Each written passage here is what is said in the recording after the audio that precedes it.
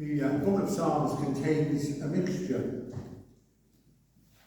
and whilst there are 150 of them, very few of them are familiar to us. Some we can recite off by heart, others we may well have never read. Some are not so suitable for reading in public worship because of their length or their subject. Nevertheless, it doesn't hurt from time to time to go beyond the familiar and to share together in a psalm which we might not otherwise read. So this morning, Psalm 107. Psalm 107. Give thanks to the Lord, for he is good. His love endures forever. Let the redeemed of the Lord say this, those he redeemed from the hands of the foe, those he gathered from the lands, from east and west, from north and south. Some wandered in desert wastelands, finding no way to a city where they could settle. They were hungry and thirsty, and their lives ebbed away. Then they cried out to the Lord in their trouble, and he delivered them from their distress. He led them by a straight way to a city where they could settle. Let them give thanks to the Lord for his unfailing love and his wonderful deeds for them. For he has satisfied the thirsty and filled the hungry with good things. Some sat in darkness and the deepest gloom, prisoners suffering in iron chains, for they had rebelled against the words of God and despised the counsel of the Most High. So he subjected them to bitter labour. They stumbled, and there was no one to help. Then they cried to the Lord in their trouble, and he saved them from their distress. He brought them out of darkness and the deepest gloom and broke away their chains. Let them give thanks to the Lord for his unfailing love and his wonderful deeds for them. For he breaks down the gates of bronze and cuts through bars of iron. Some became fools through their rebellious ways and suffered affliction because of their iniquities. They loathed all food and drew near the gates of death. Then they cried to the Lord in their trouble, and he saved them from their distress. He sent forth his word and healed them. He rescued them from the grave. Let them give thanks to the Lord for his unfailing love and his wonderful deeds for them. Let them sacrifice thank offerings and tell of his works with songs of joy. Others went out on the sea in ships. They were merchants on the mighty waters. They saw the works of the Lord, his wonderful deeds in the deep. For he spoke and stirred up a tempest, lifted high the waves. They mounted up to the heavens and went down to the depths. In their peril, their courage melted away. They reeled and staggered like drunken men. They were at their wits' end. Then they cried out to the Lord in their trouble, and he brought them out of their distress. He stilled the storm to a whisper. The waves of the sea were hushed. They were glad when it grew calm. He guided them to their desired haven. Let them give thanks to the Lord for his unfailing love and his wonderful deeds for them. Let them exalt him in the assembly of the people and praise him in the council of the elders. And we thank God for his word.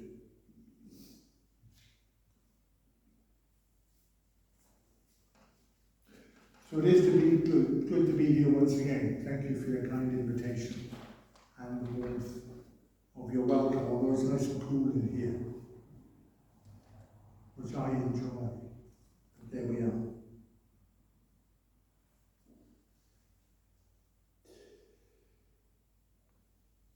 Stories are vital. I, as a child, was brought up on Jack and Ori. Anyone remember Jack and Ori? Always used to be 5 to 10 minutes before the evening news. We listened while the story was told to us, and then we were sent off to bed. Jack and Ori. Stories. The power wasn't so much in the story itself, because often those stories were fairly trivial and light-hearted. The power came through in the people who told the stories. Storytellers, central to life. Even Prince Charles, as he was, took his turn on Jack and Ori. He could spill a yarn or two, I'm sure. I don't know what your favourite story is. All of us will have one, whether it's from childhood, growing up reading the books we were given to read, Famous Five, Secret Seven, Bobbsey Twins, all of those series of books which kept us going as children, and which we as adults, even though we thought they were children's books, found them to be our own guilty pleasure. Then you moved on, you went to secondary school, and all of a sudden Charles Dickens, Jane Austen, the Bronte sisters, and people of that ilk became part of what was required. Then we became adults, and we branched out into a particular genre that took our fancy. I read lots of crime novels. Ian Rankin is my favourite. He may mean nothing to you, he may mean something. Edinburgh-based. But there are others, and you will read others. Stories is still part of our life. There's a wonderful quote that you find in the film Shadowlands, which is the story of C.S. Lewis and his romance. It's not in the book, it was added to the film, I think, for dramatic impact. There's a young lad who was caught stealing books from the library.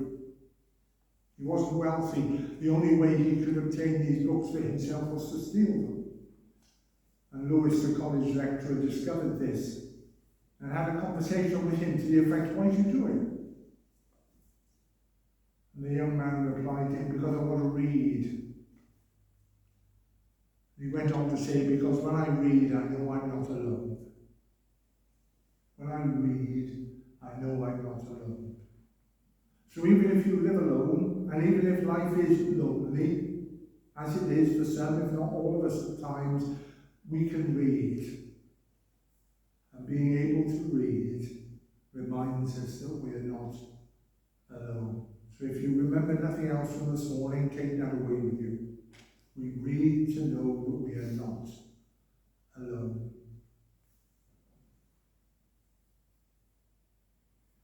The Bible is not a textbook.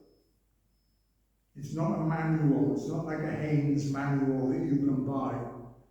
It's not like Life for Dummies, those series of books that you used to be able to buy. It's not a handbook for living. It's not a guidebook that will get you through. Don't read the Bible in that way. It's not a scientific text. It's nothing of that. The Bible is a book of stories. Remember the hymn? God has given us a book full of stories. Begins with the tale of a garden and ends with the city of gold. But the best is the story of Jesus. Or we might sing, "Tell me the stories of Jesus, I love to hear." Or we might sing, "Tell me the old, old story." Or we might sing, "I will sing the wondrous story." All of these hymns remind us that at the heart of our faith is a story, a book of stories which contains within it a story.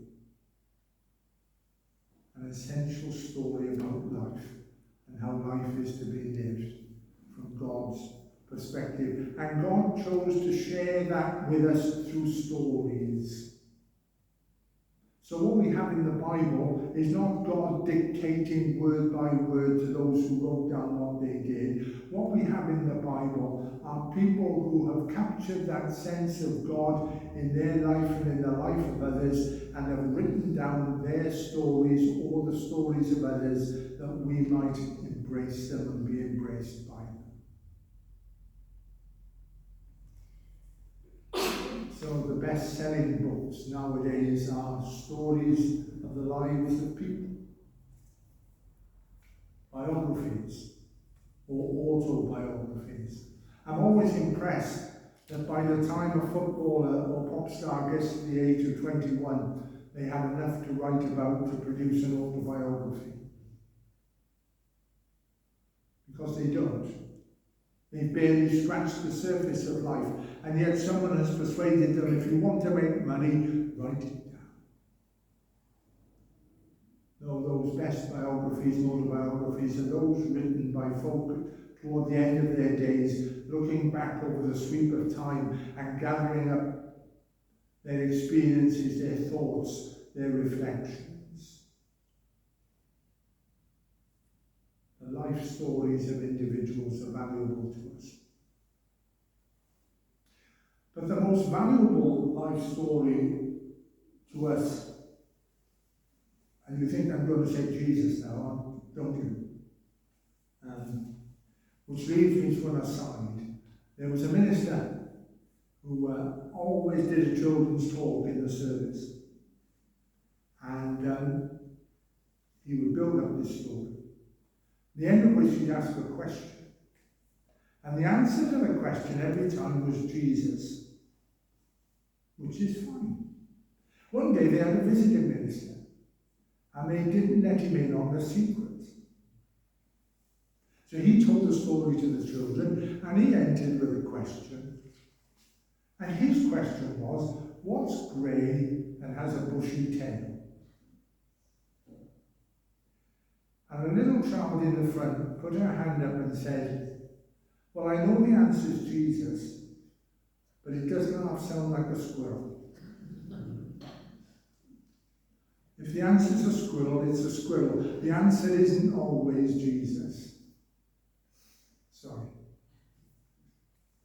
The most valuable, most powerful, most effective story that we have is our own life's story. Every experience we have had in life is valuable to us and gives us cause to remember. And of course, there are aspects of our lives that we would like to rub out. We would like to airbrush out of history certain aspects of our lives, things looking back on them, we're ashamed of it. We wish we'd never done it. People we've hurt along the way and never had the chance to say sorry. We'd rather dwell on those happy days, those exciting moments, the places we visited, the people we met, the fun we had. But life is a mixture, warmth and weft, pleasure and pain, joy and sorrow, life and death. The most valuable story we have available to us is our story. That's why, to my mind, the worst thing that can happen to anyone and the saddest experience any person can have is to lose the ability to recall their memories. We call it dementia. And there are varieties of examples of it, and some of you may well have it within your families or have known people who have experienced dementia, those who can't even remember yesterday, let alone gather up the thoughts of decades of living, because it's been snatched away from them by an illness. So treasure your memories and value your story and keep telling it to yourself.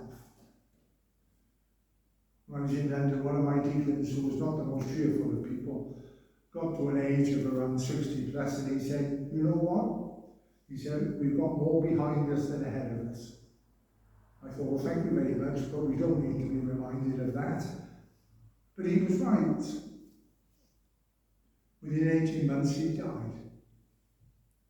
So it was for him very true. More behind us than ahead of us. There's nothing wrong with living in the past, if the past is a pleasant place to be. Anyway, that was the introduction. Psalm 107 is an interesting psalm because the psalmist is obviously someone looking back over life. His life and the lives of others with whom he shared life.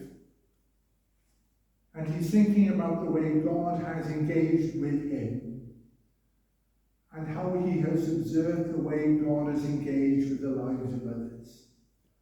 That the story that each one was telling became bound into the unfolding story of redemption. God's present and active work in the world, creating relationships with people, meeting them where they are, and causing them to realize that where they are is not where they should be, but with God they can be where God means them to be. And in those verses, if you notice, there was a refrain that came up 4 times. And he identifies 4 different types of people.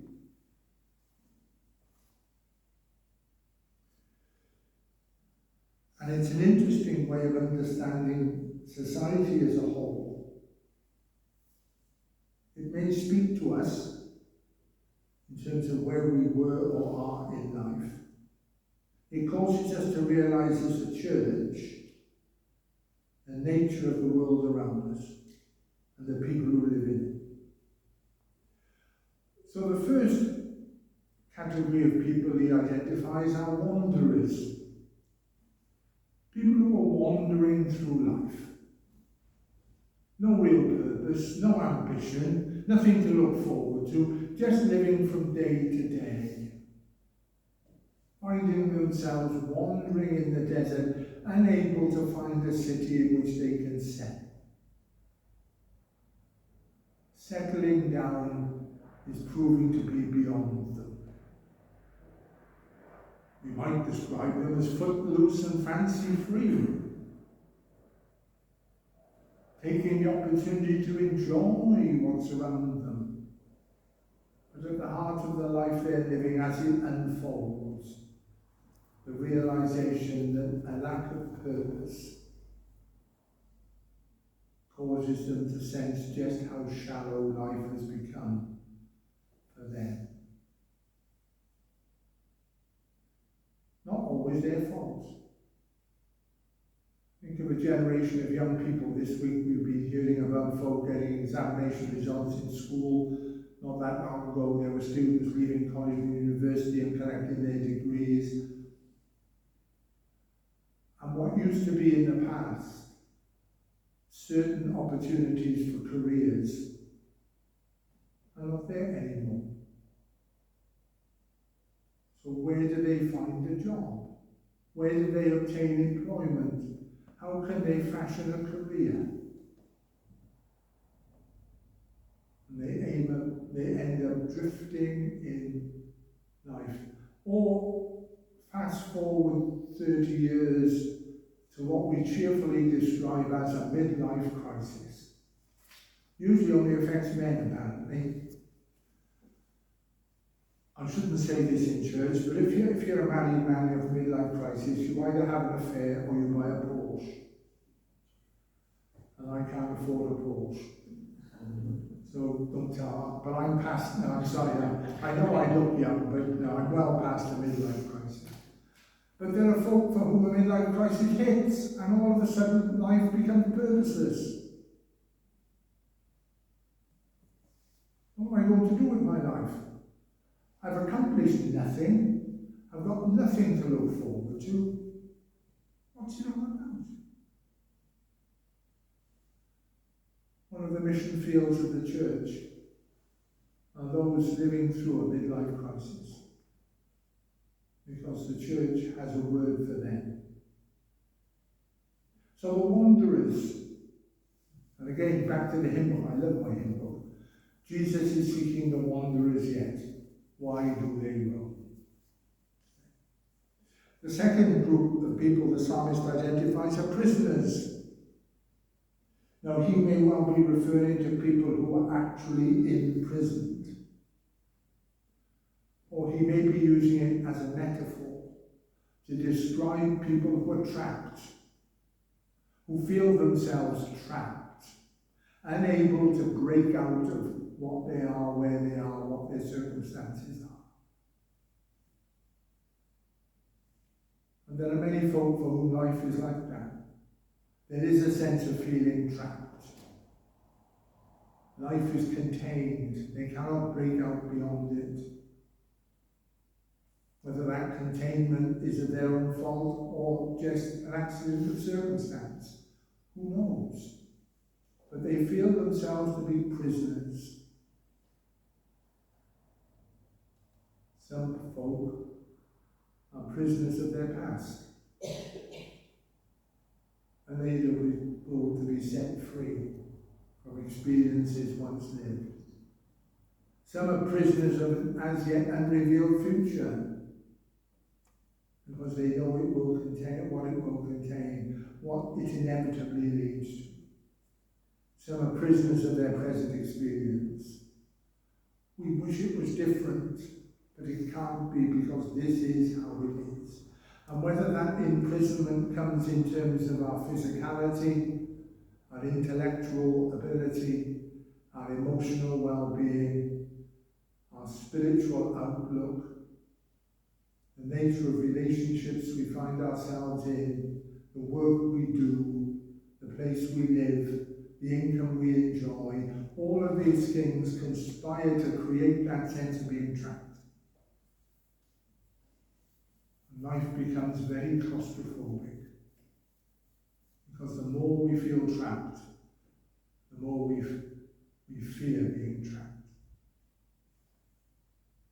The psalmist talks of one who comes to set the prisoners free.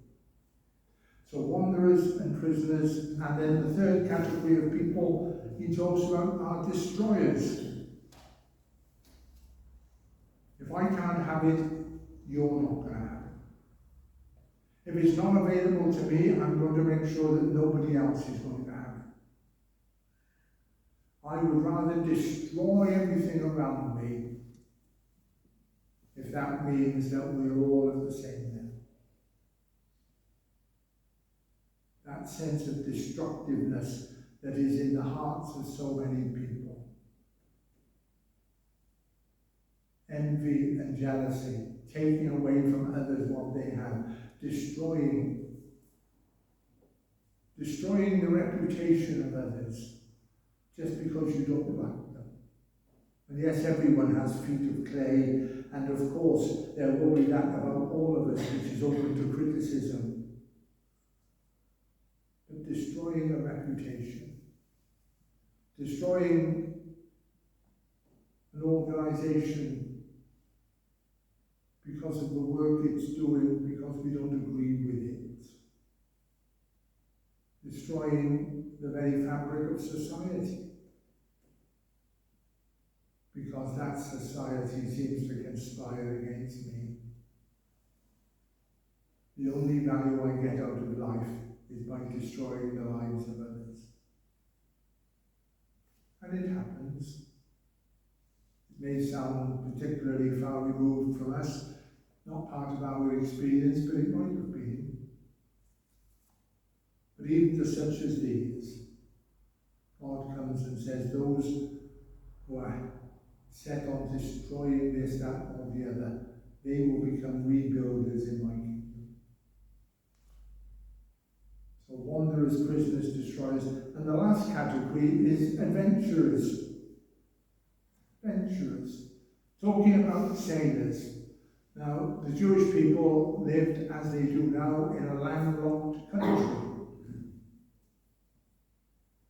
The coast of the eastern Mediterranean was in the possession of the Philistines to the south and the Phoenicians to the north. They were the sea people. They were the ones who went out and did their business by sea. So whenever anyone from amongst the Israelites found themselves on a ship, it was an adventure. Going somewhere that no one else had gone before, doing something that no one else had done. Sea of Galilee was rough, but nothing as compared with the Mediterranean Sea. But they wanted to try it. They wanted an adventure, and it was great. Even when the waves were up there or down there, wow, this is wonderful, until all of a sudden they realised it's not quite as wonderful as it might be. The roller coaster nature of life. I can remember the first time I was taken on the scenic railway of Barry Island by my mother. Only small. And I can remember we sat in the car, and the car began to move very slowly up the hill. And I thought, this is good. This is great. And all of a sudden I could see my dad was down there, and I could see other people. And so we got to the top of the hill, and that was wow. And we began to move across the level bit at the top, and that was great. And then we turned a corner. And then before I knew it, we'd gone, whoa. My heart was still up there, and I was frightened to death. The problem was that wasn't the end of the ride. We had to go through various other examples of up and down and round about. I was terrified. Absolutely terrified. So anyone who rides roller coasters today, you must be nuts. That's all I can say. Anyone who enjoys riding roller coasters, see a doctor, because I can't imagine where the pleasure is. And yet there is for so many. Thrill seekers, those who are looking for, and there's always the thrill that's just out of reach, isn't there? The experience beyond the experience. We're never satisfied. Life is an adventure, but unfulfilled. The psalmist said, God meets us where we are. And the Christian life can be as adventurous as any other. So, wanderers, prisoners, destroyers, adventurers. Various ways of looking at life. Each one in their own way telling a story of how life is lived. And what the psalmist is saying in essence is this: there is no one's story which is beyond the reach of the story of Jesus, because Jesus can meet us where we are, and that he will do. So in a moment we're going to share communion together, and communion is an unfolding drama which reminds us that the story of Jesus is a never-ending story. Not a thing in itself. Paul reminds us, as often as we do this, we proclaim the Lord's death until he comes. We tell the story of Jesus. We keep alive the death of Jesus. We ensure that through this simple act of eating bread and drinking wine together, we are telling a story. A story that has its roots in Palestine 2,000 years ago, which has been unfolding through the centuries, which has rippled down to us, and which is touching our lives even today, and will go on beyond us. God's story. So in order to prepare ourselves for communion, we sing the hymn 279,